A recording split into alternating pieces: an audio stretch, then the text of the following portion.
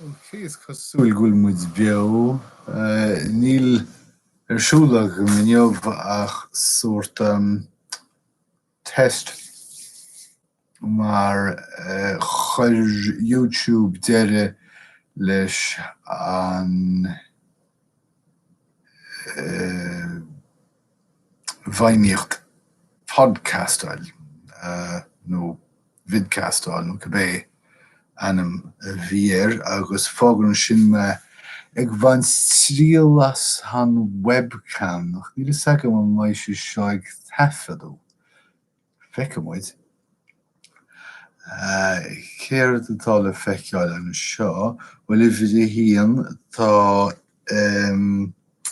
na pólíní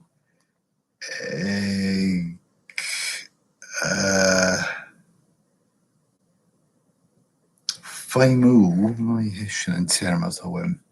Híl me go sé agam agus níl.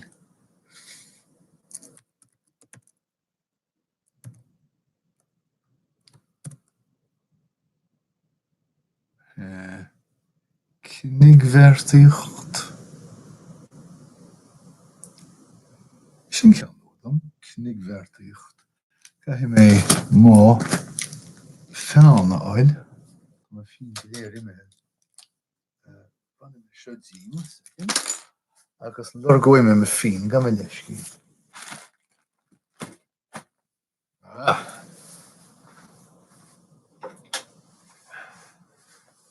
So sé tá pólíní Hong Kong I mun knigvertíocht me ag scríomh sin síos mar cé go bhfuil an focail feici aga mór nó ró ní ró vinnic a chonig mé iad é. Sné an pictiúr den leisio agus na pólíní a Hong Kong. So tá na pólíní ag úsáid pepper spray agus canóin hiisce chun na hagóid díomhrise sús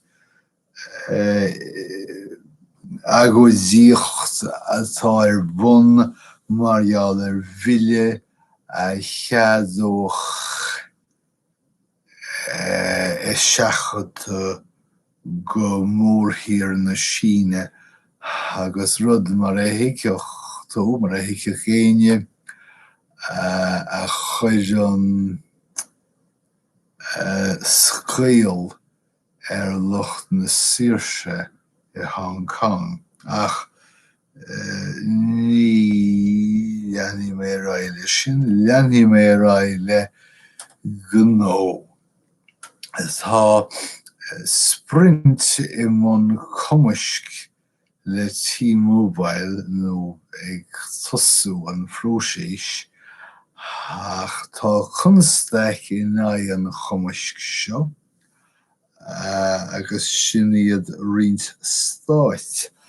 Tá riant stáit agus feití sortha raibh chostasaí seirbhísí gan srang ag agart dlí ar an gámasc seo rud atá ag chur mhail le gach rud.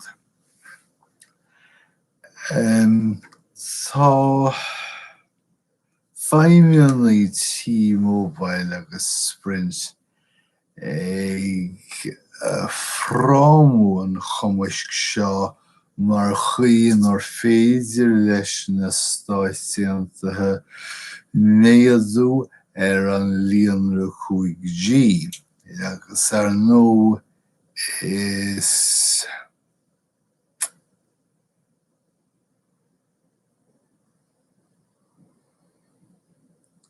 tosaíocht é seo don Uachtar an Trump atá I gar ghaint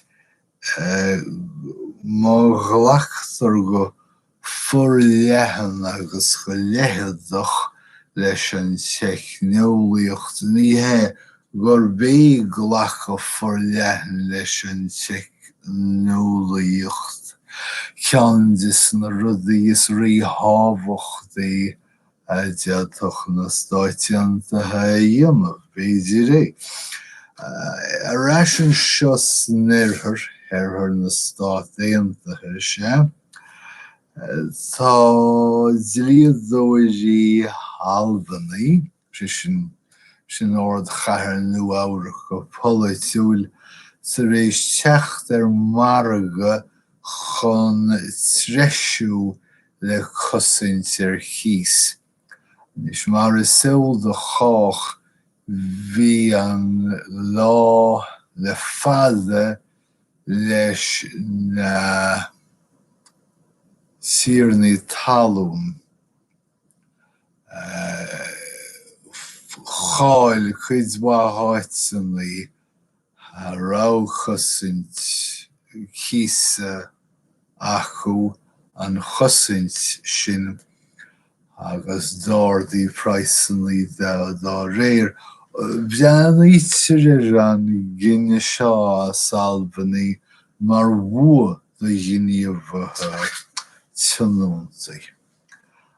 Séir de hálan seo ná go gcuirtí plean na naonlathach agus is siad na daonlathaí is mó faoi deara seo na luaí ber lár a bhí tíornaí talún ag úsáid go GD seo.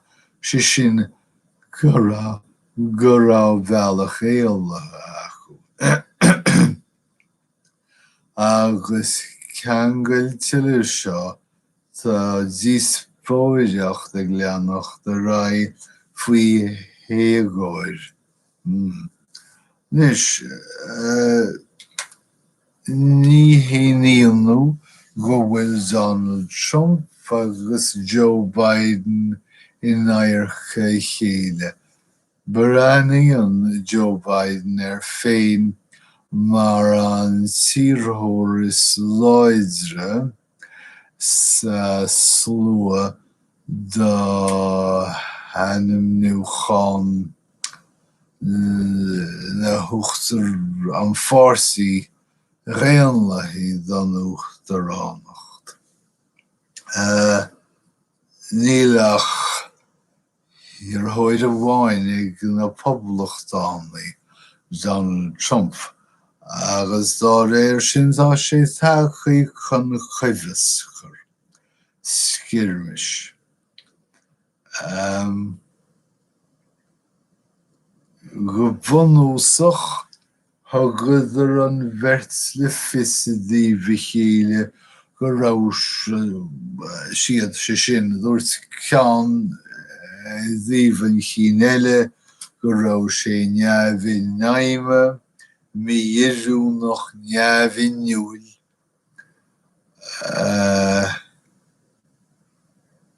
Nas téirmí is mó a tháinig as seo ná gur thug Biden bhagairt éiseach ar Trump agus gur thug Trump codlatánach ar Joe Biden.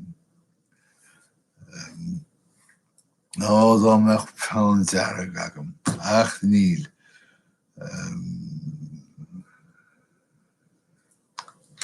Choróma sé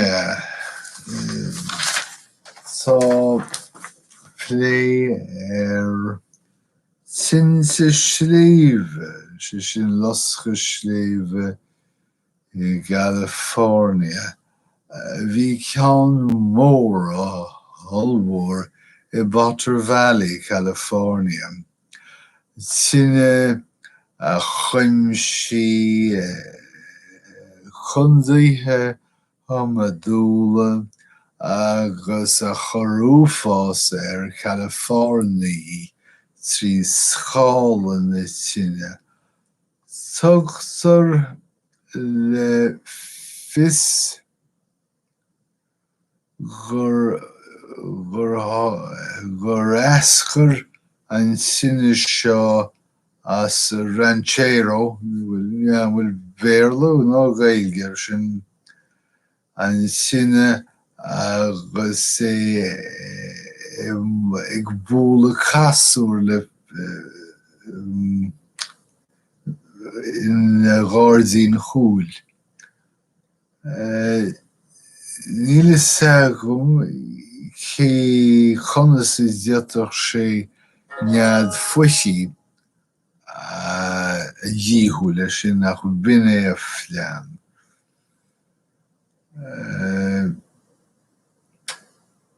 Níor hannim nítar fearr ar bhenim Glen Kyle mar an sé atá freagrach. Tá má telefón ag búla ach chríochnúi mé seo ar a dús. Well, mar is tódúinim líon dathraí rialtas na Brasília agus tháinig fearr ar bhenim Jair Bolsonaro isteach mar uachtarán ar is tír sin. Fear é atá go mór ar an éití dheis agus de réir dealamh tá chul cheart aige le bundúchasaí agus leis mhuirí spáistí. Mar freagrair seo tá dochtúirí chúba a bhí ag tuairt chabhrach don Bhrasaíl in áiteanna bochta sa réis an tíre ágáil agus níl an dara síos a bhuail ag Bhrasaíl ach clinicí a dhún dá réir.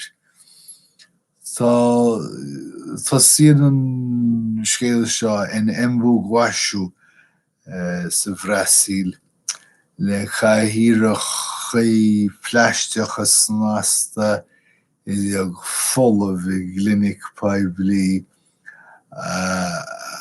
agus inar dúrú leis na háthir hislí a meall isteach teach de reis ar an Déardaoin mar ní bheidh dochtúir sa chloiníc inis ach an lá sin. Déanam muid raibh. Mar gheall ar chus sefyll agus atá giúdaí America agus ní racha mé saoire ar an méid a dúirt me tá go leor airge ar fáil do giúdaí óga i Mheiriceá toras thógáil ar Israel gach rud íocha. Is tradiisiún é le glúin ó dhóis.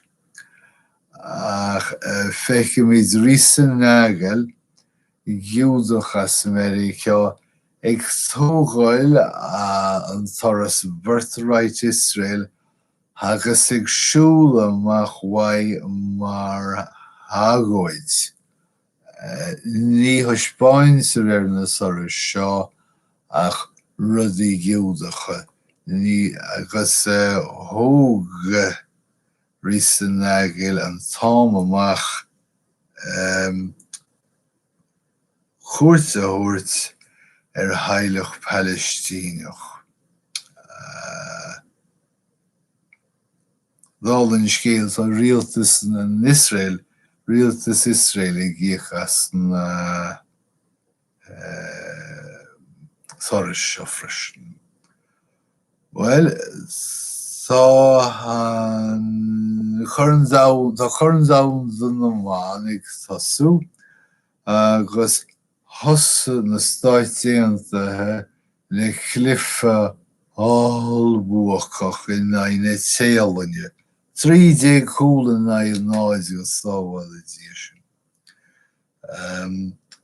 Well, bhí an bhú ag na Warriors, níl is agam cé iad na Warriors, ach gortaíú Kevin Durant.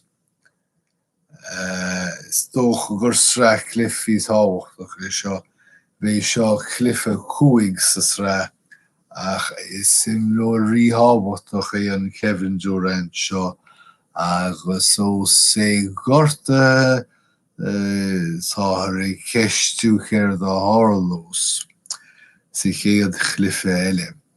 Gheimhridh an tromlach is cosúil go neach an múinteoir ar a sónach amach chun bhí agus díd an óirt do hinimmerchaí mí leathacha. Chuirú an dlíir ach mar a éistear mar a dúirt mé tháinig an gheimhridh aráis gan tromlach agus is cosúil go gafar an chás amach dá réir. Ok.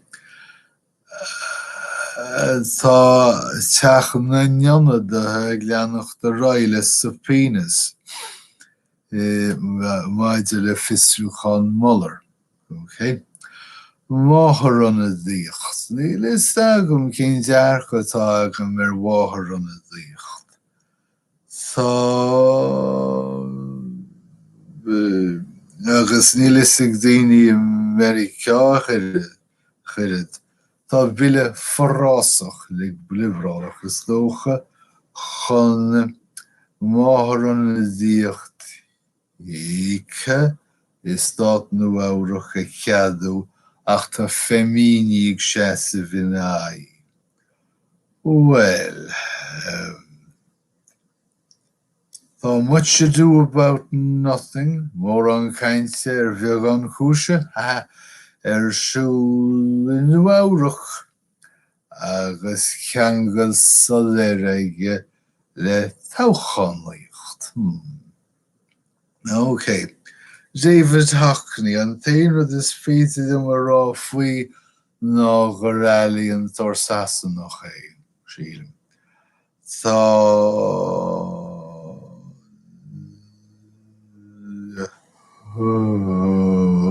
scéal nua amach faoi agus tá scánán tá chóirú dianta scánán faoi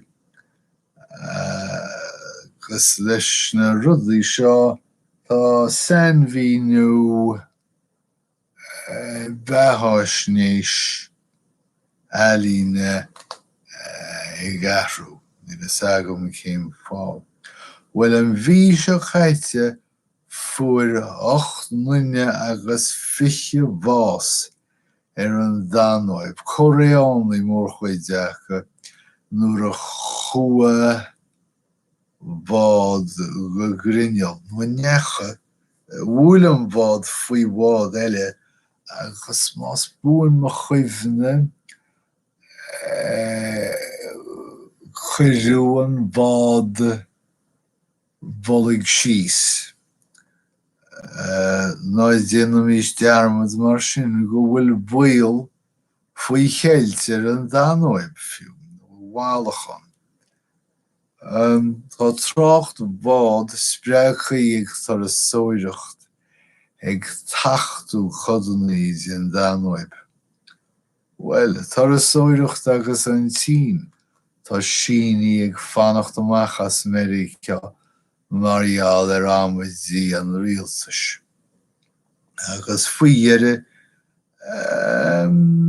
is chosúil go bhfuil ráchairt an mlastán Tajín sa Mexico.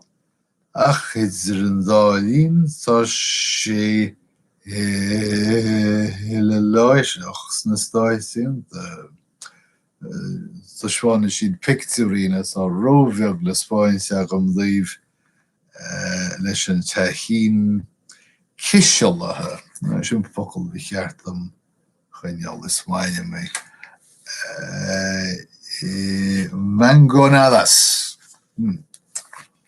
Focail a haine liom agus nach bhfuil farí ar géir bharma hanga.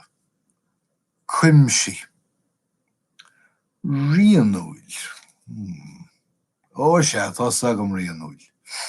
Túslaigh rud a dhéantar le huisce is dócha. Bheartaíocht. Bheartaíocht. Dhéanach bhéidir buin arm bheartaíocht nach níonach.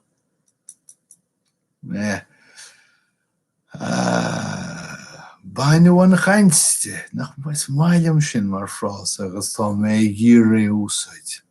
Bhí an méid sin hín tá sé gur bainú an chainte. Chásach ná sin rinne mé an taistruch an seo roihád ó hin cai mé bhean ar a bhchail chásach fechan céir de sprí leis. Bhín sé gúnaí deachar brean ar sí sa bhchail mar tá sé chomór sin chásach. Ormach is dócha.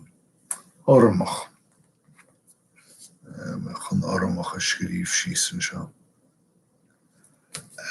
Mealachach, chant mealachach beidir, Brecon é a dí a chaitís na sean leihantaí, ahis, mar bhín túig tuairt amach an maslach, Cuomh nóir mar a bheith ag páiste gan tuisme hóirí, Neamhiniúil an dar a hóirí neamh a chonig mé an focail sin agus is máile mé.